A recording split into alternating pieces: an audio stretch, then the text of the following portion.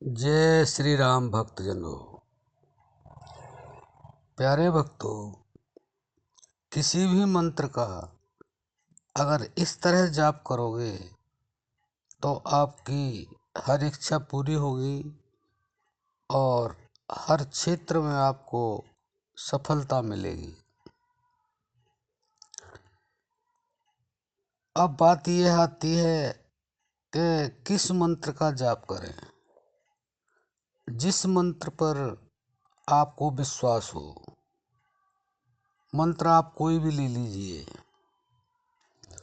चाहे राम बोलो, चाहे कृष्ण बोलो, हरिओम बोलो, ओम नमः शिवाय बोलो, हनुमते नमः बोलो, अल्लाहू अकबर बोलो, वाहे गुरु बोलो। आप किसी भी मंत्र का जाप करें, लेकिन जिस तरह से हमारे संतों ने समझाया है, हम आपको वह बताने जा रहे हैं कि आप अगर इस तरह से किसी भी मंत्र का जाप करोगे तो आपकी हर इच्छा पूरी होगी, हर क्षेत्र में सफलता मिलेगी और आपकी हर मनोकामना पूरी होगी। और यह हर इंसान चाहता है कि मेरी जो भी मनोकामना हो पूर्ण हो, मेरी इच्छा जो मन में आए वह पूरी हो। जब इच्छा पूरी होती है तो मनुष्य प्रसन्न होता है।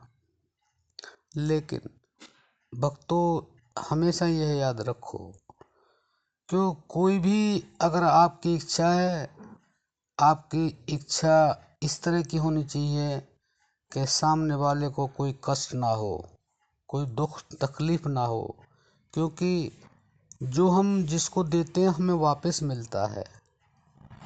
हम यह भूल जाते हैं कि परमात्मा से हमने क्या मांगा और परमात्मा ने हमें दे भी दिया, लेकिन हमने परमात्मा से कुछ उल्टा सीधा तो नहीं मांगा, क्योंकि हम जो कर्म करते हैं वैसा ही हमें फल मिलता है।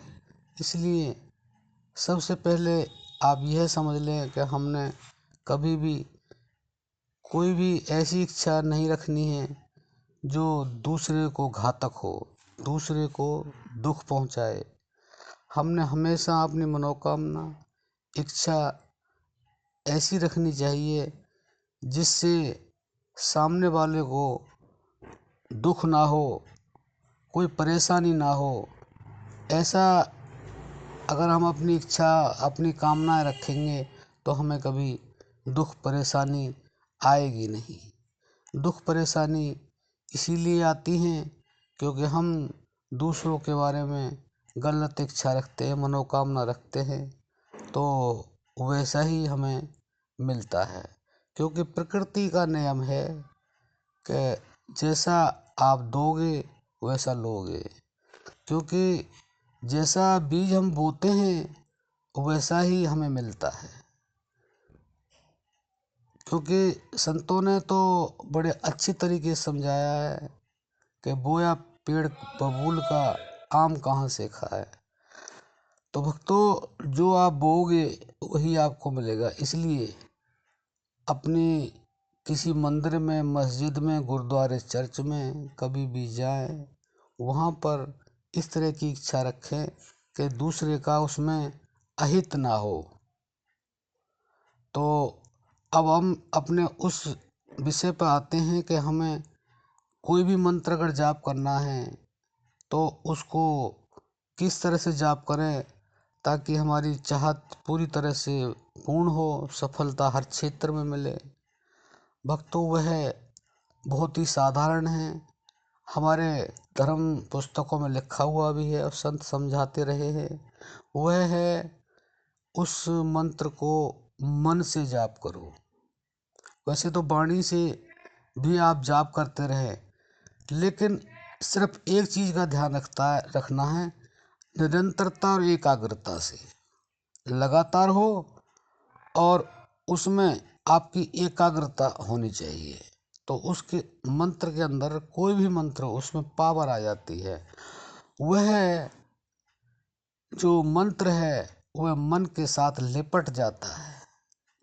जब मन मंत्र के साथ लिपट जाता है तो उसके अंदर पूरी पावर आ जाती है, और जब पूरी पावर आ जाती है तो मन जो भी विचार करता है वह तुरंत ही उसको वह फल मिलता है जो वह चाहता है, क्योंकि मन का तो कार्य है हर समय विचार करना।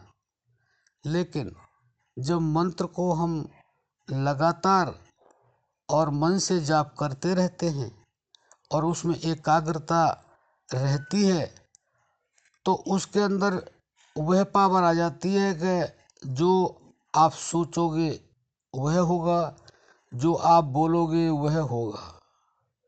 लेकिन बस यह ध्यान रखें कि आप अपने मन को एकाग्रता के साथ जोड़े रखें उस मंत्र के साथ, और लगातार करते रहें। बस केवल इतना करना है आपने, तो आप देखिए कुछ ही समय में आपका मन उसको मंत्र को पकड़ लेगा, और मंत्र को पकड़ने के साथ मन के अंदर जो इच्छा आएगी वह पूरी होगी, और मन के जो कुविचार हैं वह सुविचार में अपने आप बदलने लगेंगे।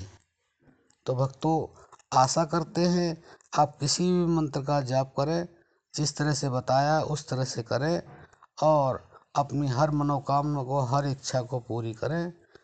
आज के लिए सिर्फ इतना ही। जय श्री राम।